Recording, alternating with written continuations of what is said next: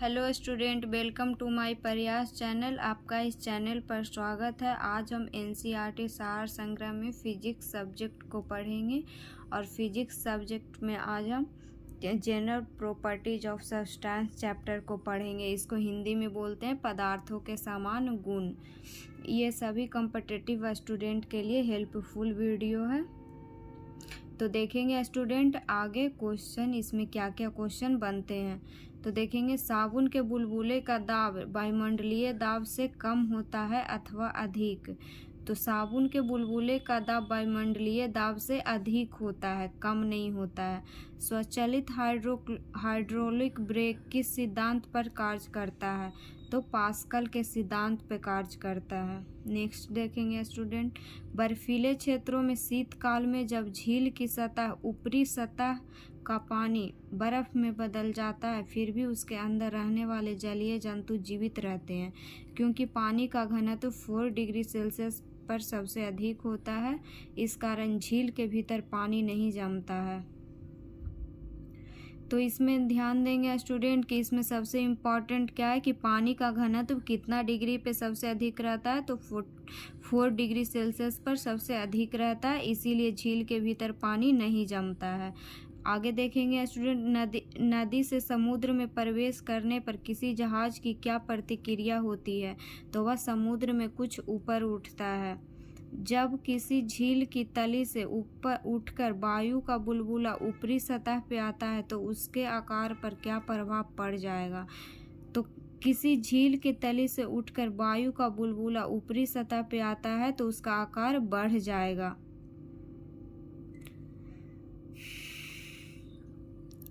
अब आगे देखेंगे, किसी वस्तु की मात्रा बदलने पर उसके घनत्व पर क्या प्रभाव होगा?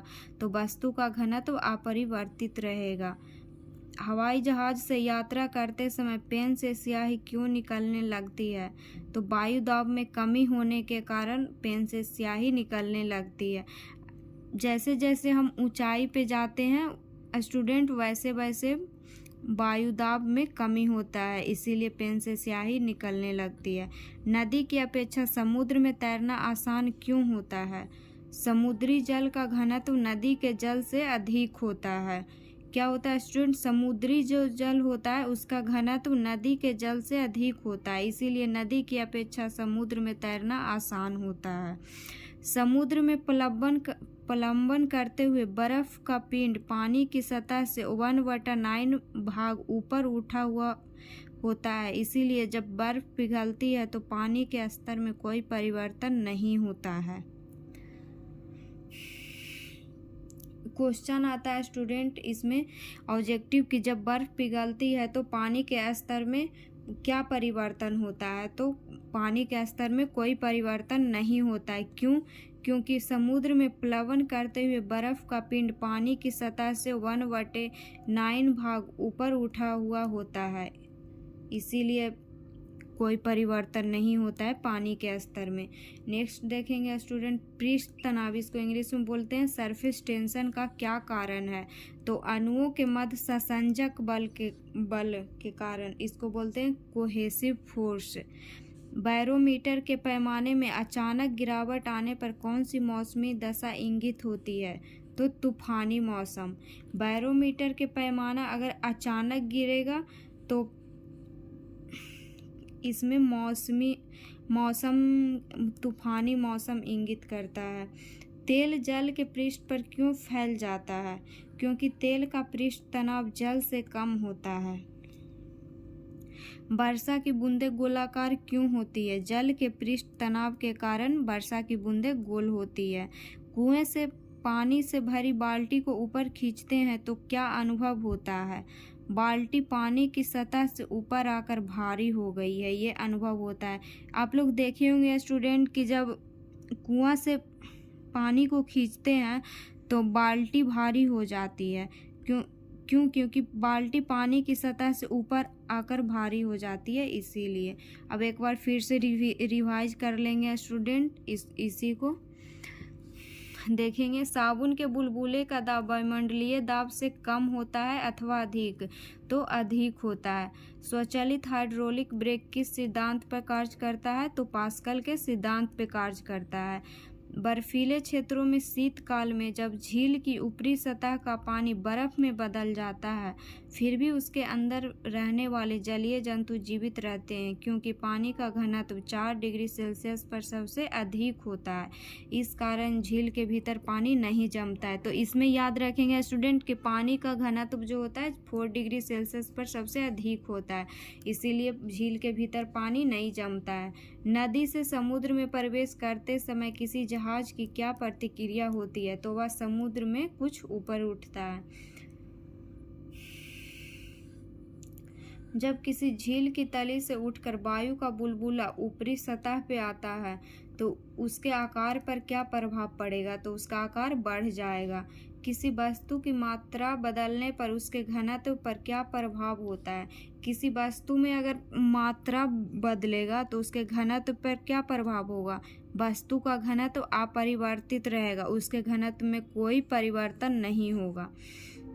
हवाई जहाज से यात्रा करते समय पेन से स्याही क्यों निकलने लगती है, वायु दाब में कमी होने के कारण। नदी की अपेक्षा समुद्र में तैरना आसान क्यों होता है, क्योंकि समुद्र का जल का घनत्व अधिक होता है नदी के जल से, इसीलिए समुद्र में तैरना आसान होता है।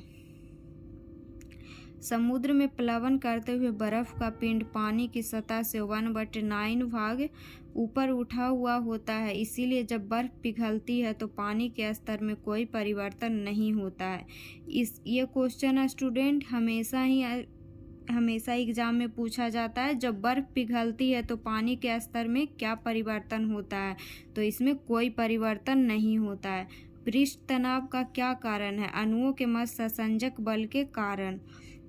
बैरोमीटर के पैमाने में अचानक गिरावट आने पर कौन सी मौसमी दशा इंगित होती है, तो तूफानी मौसम।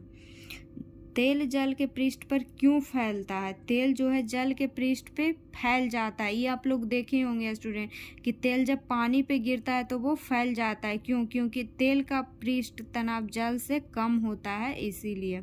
वर्षा की बूंदें गोलाकार क्यों होती है, जल के पृष्ठ तनाव के कारण। इसको इंग्लिश में बोलेंगे पृष्ठ तनाव को सरफेस टेंशन।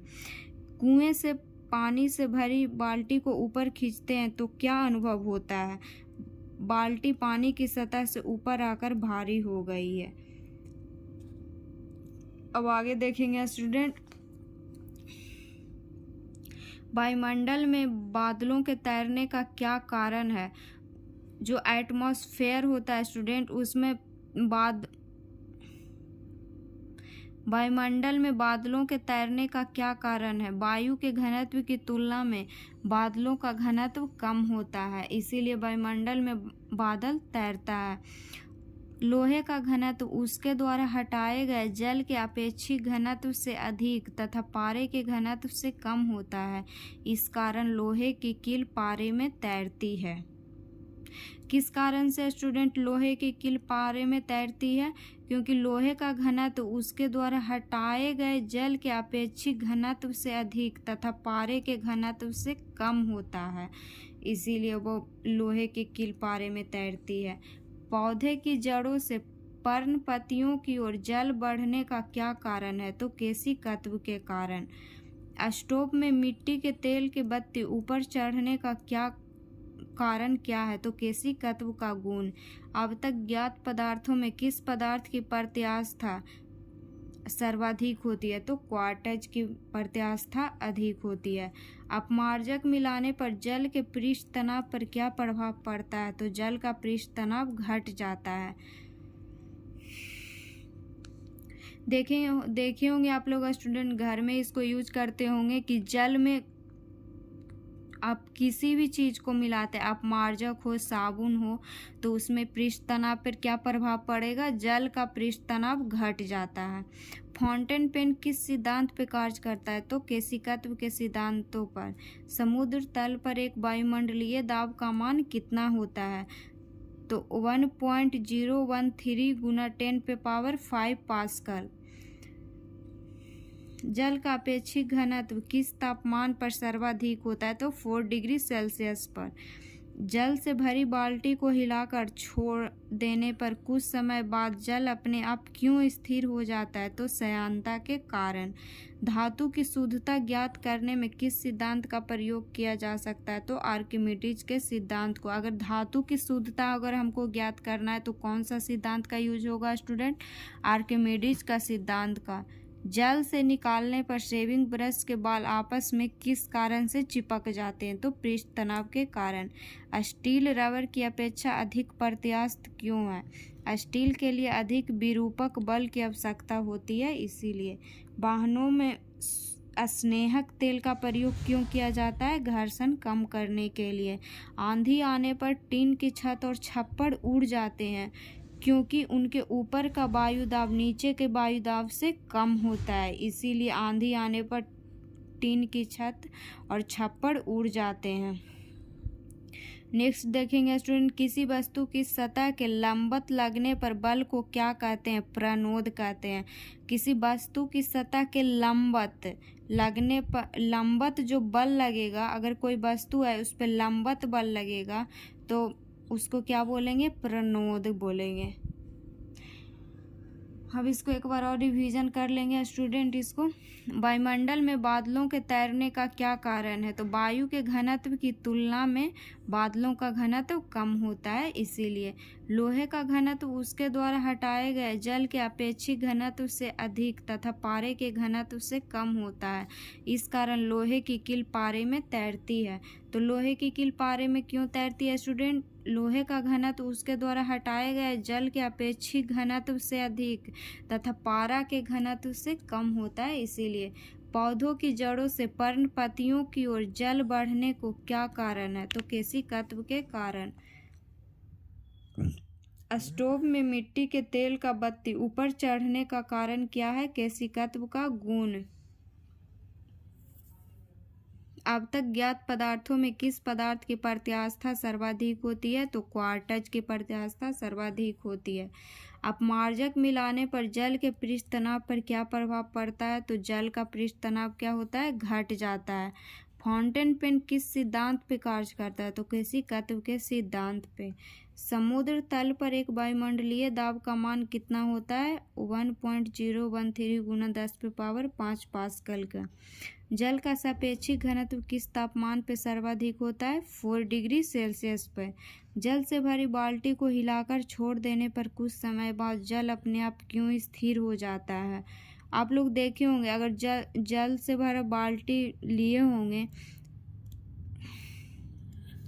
तो अगर उसको हिला के छोड़ देंगे तो बाद में जब थोड़ा देर बाद, कुछ समय बाद आप देखेंगे तो जल अपने आप स्थिर हो जाएगा। क्यों? तो श्यानता के कारण।